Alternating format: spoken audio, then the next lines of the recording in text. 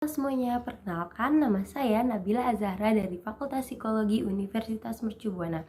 Nomor NIM-nya 461210100147. Di sini saya akan membawakan tentang fungsi dan kedudukan bahasa Indonesia. Kita ikuti ya bareng-bareng.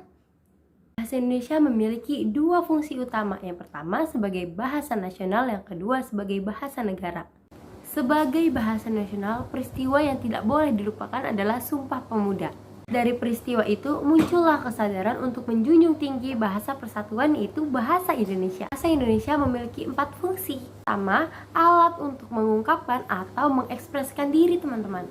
Kedua adalah alat untuk komunikasi. Ketiga adalah alat untuk berinteraksi atau beradaptasi pada sosial. 4 adalah alat kontrol sosial. Indonesia tumbuh dan berkembang dari bahasa Melayu. Sejak dulu sudah dipakai sebagai bahasa perantara atau lingua franca. Bukan saja di Kepulauan Nusantara, melainkan juga hampir di seluruh Asia Tenggara. 4 faktor yang menjadi penyebab bahasa Melayu diangkat menjadi bahasa Indonesia. Mari kita simak. Pertama, bahasa Melayu sebagai bahasa lingua franca di Indonesia ini sebagai bahasa penghubung dan juga bahasa perdagangan. Yang kedua, sistem bahasa Melayu sederhana dan mudah dipelajari. Karena bahasa Melayu ini tidak mengenal tingkatan bahasa, tidak seperti bahasa-bahasa daerah pada umumnya. Ketiga, suku-suku dengan jumlah mayoritas penduduk Indonesia seperti Jawa, Sunda, dan suku-suku lainnya sukarela menerima bahasa Melayu ini sebagai bahasa Indonesia untuk dipakai sebagai bahasa nasional. Yang keempat, bahasa Melayu mempunyai kesanggupan untuk dipakai sebagai bahasa kebudayaan dalam arti yang luas. Kedudukan bahasa Indonesia sebagai bahasa nasional merupakan hasil dari seminar politik bahasa nasional yang diselenggarakan pada tanggal 25-28 Februari 1975 yang bertepatan di Jakarta.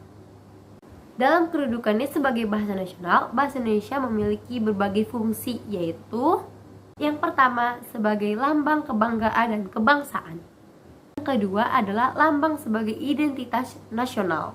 Yang ketiga, sebagai alat penghubung antar warga, antar daerah, maupun antar budaya. Yang keempat, yaitu alat yang memungkinkan penyatuan berbagai suku, bahasa dengan latar belakang sosial budaya yang berbeda-beda menjadi satu kesatuan, yaitu menggunakan bahasa Indonesia. Bahasa Indonesia memiliki 7 fungsi, yaitu yang pertama, bahasa resmi kenegaraan. Yang kedua, bahasa pengantar dalam dunia pendidikan. Yang ketiga, alat penghubung pada tingkat nasional untuk kepentingan perencanaan dan pelaksanaan pembangunan. Yang keempat, sarana pengembangan dan pemanfaatan ilmu pengetahuan, teknologi, dan seni. Yang kelima, sarana pengembangan budaya nasional. Yang keenam, transaksi dan dokumentasi niaga. Yang ketujuh, sebagai bahasa media massa. Penting atau tidaknya bahasa dilihat dari 3 kriterianya. Yang pertama, jumlah penutur dan luas daerahnya. Yang kedua, penggunaannya dan luas daerah. Yang ketiga, penyebaran dan terpakainya bahasa itu dalam sarana ilmu pengetahuan, kesusastraan, dan budaya. Pentingnya pelestarian bahasa.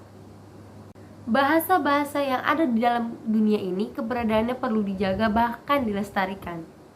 Hal ini perlu dilakukan karena bahasa merupakan sebagai identitas bangsa dan negara. Tanpa adanya bahasa, tidak mungkin antara individu satu dengan yang lainnya saling bercakap dan bertukar informasi atau berkomunikasi. Untuk itu, pelestarian sebuah bahasa sangatlah penting. Ayo teman-teman, jangan malu atau jangan ragu menggunakan bahasa Indonesia dengan baik dan benar. Terima kasih semuanya sudah menonton video dari saya dengan tema fungsi dan kedudukan bahasa Indonesia. Semoga video ini bermanfaat bagi teman-teman semuanya. Sampai jumpa.